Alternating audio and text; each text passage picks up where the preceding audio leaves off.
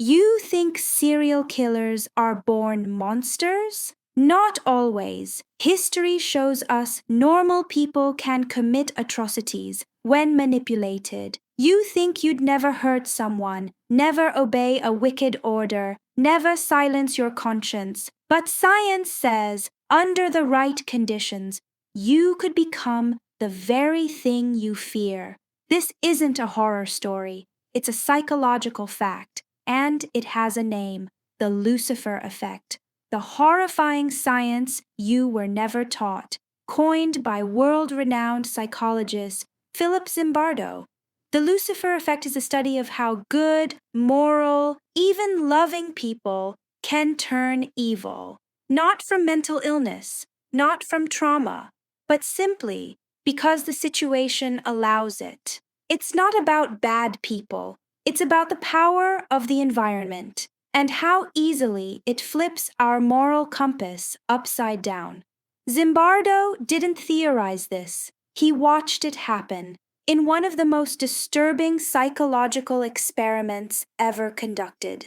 Part 2. Stanford Prison Experiment, when normal turned nasty. A group of 24 normal college-aged men were selected, all mentally sound, all tested for stability and empathy.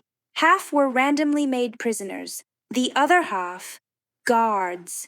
It was a fake prison, just a simulation, but within 36 hours, guards were barking orders. Prisoners were crying, revolting, breaking down, beatings, degradation, isolation. These weren't evil men. They were students, volunteers. But the roles changed them, the uniforms, the power, the dehumanization. It corrupted them, fast. Zimbardo had to stop the experiment early, not after weeks, after 6 days, because the line between good and evil disappeared. Part 3. 5 invisible triggers that turn people into monsters. So what causes this switch? What makes a kind soul act inhuman? Research shows normal people can commit atrocities when manipulated by obedience to authority, fear of punishment, groupthink, dehumanization, think soldiers in war, think cult members, think ordinary citizens turning a blind eye to horror. 1. Deindividuation, uniforms, masks, group identity, strip you of self. You stop thinking as me, you act as the role. 2. Obedience to authority. Milgram's experiments proved this. Most people, when ordered by an authority figure, will shock others to death, even if they're screaming. 3. Diffusion of responsibility. If I don't act, someone else will. No one does. Evil thrives. 4. Anonymity. The less seen we feel, the more we hide our morals. 5. Moral disengagement.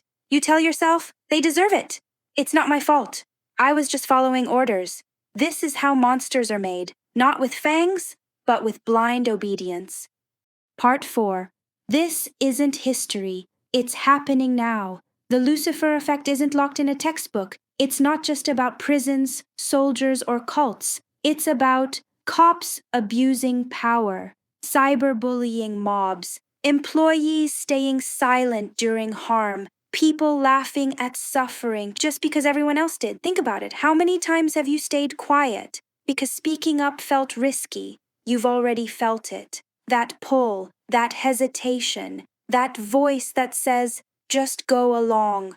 That's how it starts. That's how good people fade. Part 5. Serial killers and war criminals. Were often normal. Here's the real twist. Most serial killers weren't born with horns. Many were former soldiers, past honor students, once kind sons and daughters. But over time, their environments shaped them. Small compromises, small numbing, one step further, then another, until the final line is gone. Zimbardo himself testified in the Abu Ghraib scandal, where American soldiers tortured prisoners. He said, "These were not monsters. These were our neighbors, shaped by a monstrous system." Part 6. Could you fall? Let's test it. Still think you're different? Good. But let's test something. Would you hurt someone if your boss told you it was necessary? Stay silent while your group shamed someone online? Justify cruelty by saying they had it coming? Truth is, most people don't wake up evil. They slowly justify evil. They adapt, they numb, they forget who they were until it's too late. That's the Lucifer Effect, and no one is truly immune. Part 7. How to resist the monster within. So how do you resist? Practice self-awareness. Catch your rationalizations before they take root. Question authority. Just because it's a rule doesn't make it right. Stay individual. Don't lose yourself in a group mask. Speak up early. It only gets harder with time. Refuse to dehumanize. Every person is a story, not an object. Evil doesn't need monsters. It only needs silence. The Lucifer Effect isn't here to scare you. It's here to wake you up. Because the world is full of situations waiting to shape you, to test you, to twist you. But now, you see the trap. So the question is, will you step into it, or will you stay human? Subscribe if you're on a journey to understand and your inner self to be successful.